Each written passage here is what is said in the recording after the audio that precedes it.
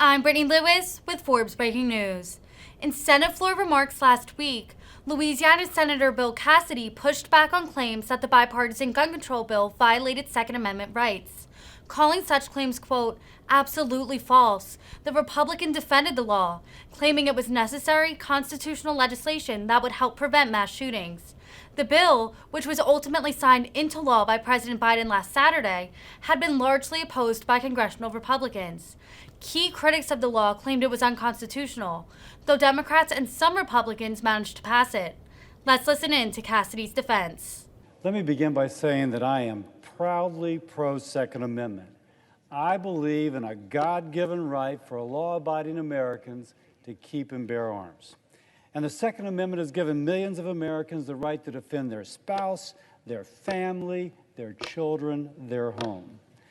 But if you consider yourself a supporter of the Second Amendment, you absolutely want to do something about Uvalde, to do something about murders related to domestic violence, to do something about straw purchases, to do something about teen suicide by gun. You cannot be pro-Second Amendment unless you care deeply about these issues.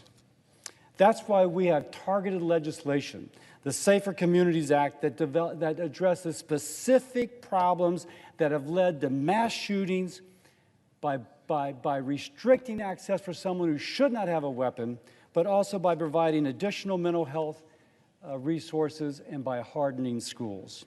This legislation accomplishes these goals without infringing upon a law-abiding citizen's Second Amendment right.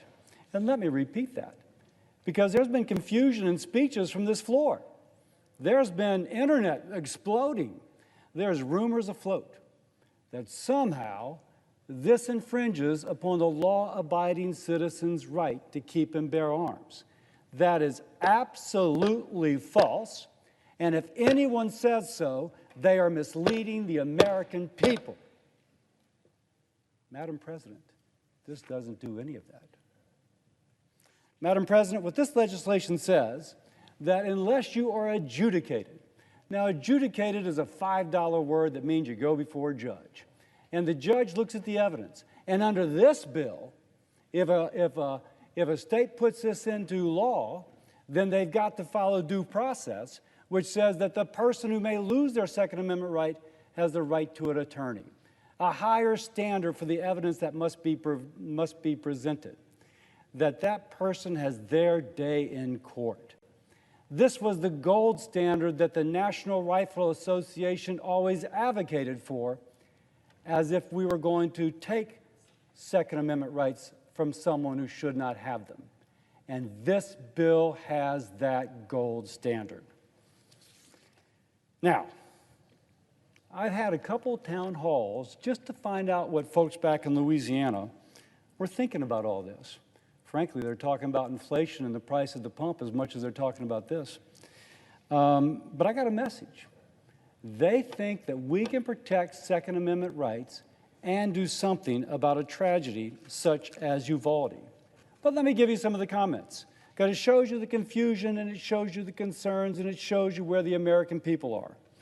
Chris asked, when he dies, can he pass his gun to his child if his child is law-abiding? Absolutely. That is preserved. We don't touch that. And by golly, Chris should be able to do so. We were asked by Tyler if this raises the age of the ability to purchase a weapon from 18 to 21. It does not. It doesn't touch that, although apparently Tyler had been told that was the case. I was asked about RJ, about keeping guns out of the hands of criminals. And I say, man, we got something in there, RJ, that actually addresses that. I heard from two people who said we should forbid the purchase of so-called assault weapons. And I heard from one guy who said, man, I live in a tough section of town, and if somebody invades my house, I don't want it to be a fair fight. So I've heard on all sides of these arguments as to what. But the message I got, we can protect Second Amendment rights, but still do something about Uvalde. Now, it's not just Uvalde. There's other types of gun violence in our society. At least four. This bill addresses at least four. There's the domestic violence. There is the suicide by the child. There's the gangster buying a gun to shoot people up, and then there's the rampage shooting. Let's talk about each of those.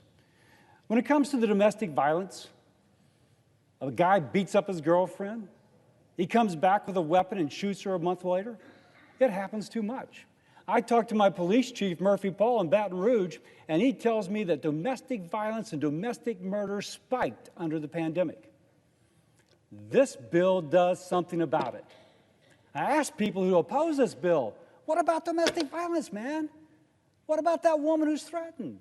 Shouldn't we do something for her safety?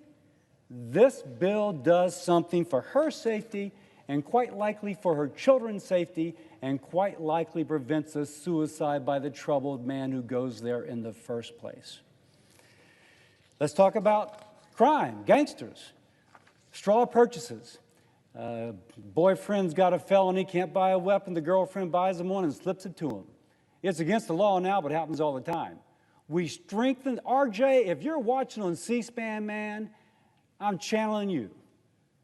Because we took the provision RJ said we should do, and we increased the penalties for that person who buys a weapon merely to pass it to another. They'll hopefully throw her in prison for as much as 10 years if she contributes to a murder by buying a gun for someone who goes out and commits that murder. We talk about rampage shooting. You know what's much more common? The teenager shooting himself. We stopped that. Oh, they can still steal a weapon if they want to, but there is $12 billion in some form or another for mental health services. We do our best to reach that child. And by the way, suicide, rampage shooting is the worst. Then comes suicide. Then comes the addiction. I'm a doctor. I've seen this stuff. And after the addiction just becomes the person who's emotionally troubled. We are putting in mental health services that can address it all. With money for a 988 line so that if somebody is just like, oh my gosh, I'm desperate, they have somebody to call. Personally, I'd like to have an app. I'd like to have, I'm a troubled teenager app, and I need somebody to talk to. They're doing this in Utah, and they tell me that the investment has been tremendous. I think they told me they prevent a suicide a week. That's off the top of my head. Call it a suicide every 2 weeks. That's a powerful intervention. This bill has that capability. And lastly, there is the information regarding the rampage shooting, Uvalde. Somebody told me, I searched on the internet. I didn't see that this guy was troubled. That's precisely the point. This man's troubled, but he's less than 18. Those records are sealed. You can't get to them. So even though every indication was that this young troubled man would have had a reason not to be able to purchase a weapon, it's sealed. He turns 18, he's a clean guy. And he goes out and buys 2 assault weapons and starts planning his assault. If you're pro-Second Amendment, by golly, you want to stop that. And what this bill does is it allows the court to look into that and say, oh, he's clean, that's okay, or no, he's troubled. And we need a little extra time to look at this. By the way, that's a provision that has been distorted and twisted to imply that law-abiding 18 to 21-year-olds would not be able to purchase a weapon. If you're a law-abiding, you can still purchase that weapon if you're 18. But if not, or if there's another indication, then the background check has a chance to look at it. And if you're pro-Second Amendment, by golly, I'll say it one more time, you should applaud that provision. Now, let's do a couple other things. Right now, a Mexican cartel can smuggle weapons to Mexico to shoot people up. We make that illegal. You would think it already would be, but it's not. How can somebody be against that? Criminalizing cartels from smuggling weapons to Mexico. And somehow we're infringing upon Second Amendment rights of the cartels? My gosh, I wish we'd do worse to them. We increase penalties for illegal gun traffickers, criminal gun increases. We are doing something about criminals. But, have I said it yet? We preserve the Second Amendment rights for the law-abiding. Now, I'm a gastroenterologist, so I didn't know anything about due process except as a term. But speaking to John Cornyn, who's done a fantastic job, and the other attorneys, I've learned a little bit about due process, Madam President. And by the way, when somebody calls me up and they say they heard something on the internet, I said, why don't you read the bill? It's 80 pages. Read the bill. And on page 33, you're going to read about due process. It says that any state red flag law, we don't encourage those red flag laws, but if the state decides to do one and they want federal dollars, they now got to obey these rules. And the rules say it must include at a minimum due process rights that prevent any violation or infringement on the Constitution of the United States. If you're pro-Second Amendment, you should like that. A state can actually have a red flag law right now and not have that in there. But under this bill, by golly, they had better. How can anyone object to that? The bill also ensures that no state can sidestep due process. It strengthens the citizens' right to due process. It increases the evidentiary bar. It can't be hearsay, can't be a social worker, oh, I'm a little nervous. It's got to be before a judge, and it's got to have evidence, and the person losing their right has got, or maybe losing their right, has the ability to have an attorney with them.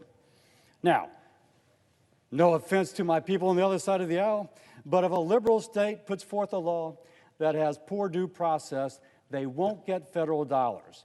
And that should be something we are proud about. Now, my state doesn't have a red flag law. This bill does not require, mandate, or incentivize that Louisiana develop a red flag law. But you know, my state does get money for drug courts, for enforcing restraint orders. So the fellow who's not supposed to go near his wife because they're afraid he'll beat her up again, the police have more resources in order to prevent that. Who can be against that? That's in this bill. By the way, our legislation also hardens schools. There's money for the Stop School Violence School Safety Program, including school resource officers and school hardening. There's additional funding for mental health resources, drug and violence prevention, mentoring, crisis intervention, high-quality training for school personnel on suicide prevention and human trafficking. How can someone be against that? This is a solution. Now, by the way, we have a serious problem in mental health. In my career, I have been privileged to work with Senator Murphy and others on solutions for mental health. There's increased dollars for Medicaid, including telehealth services for schools that might be in a rural area, otherwise without a mental health professional around. It expands mental health services under Medicaid. School-based mental health services, all expanded. It reauthorizes the Pediatric Mental Health Care Access Program. It gives pediatric providers extra training in mental health, and I could go on. Now, there's still a lot of misinformation out there, but I would say if you don't know what's in the bill, it's online, pick it up and read it. But if you're pro-Second Amendment, you should be for this bill. We can protect Second Amendment rights. We can make an impact on teen suicide, upon domestic abuse, upon straw purchases landing guns in the hands of criminals, and upon rampage shooting. And we can do that while protecting the Second Amendment. That's what I'm hearing from the American people. That's what this bill does. And with that, Madam President, I yield the floor.